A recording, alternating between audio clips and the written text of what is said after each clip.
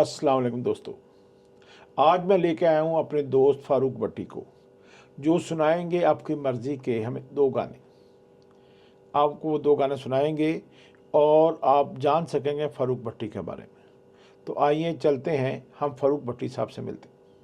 हो कदिया मिल सावले यार वे, हो कदिया मिल सावले यार वे, मेरे लूलू चीख पुकार वे, मेरे लूलू चीख पुकार वे, हो कदिया मिल सावले यार वे।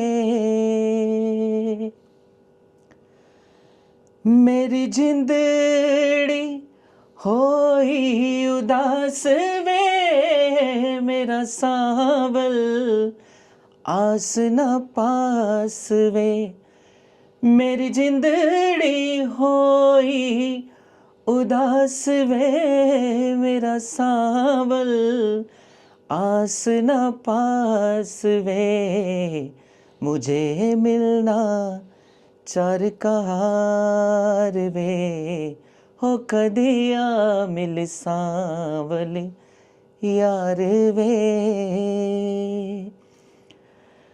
तू जो हर जाए की बाहों में और प्यार प्रीत की राहों में, तू जो हर जाए की बाहों में और प्यार प्रीत की राहों में, मैं तो सब कुछ बैठी हार वे, हो कदिया मिल सावल यार वे।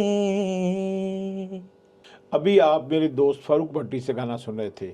हम जल्द आपको फ़ारूक भट्टी से डिटेल में मिलवाएंगे। आज यहीं तक। अस्सलाम वालेकुम।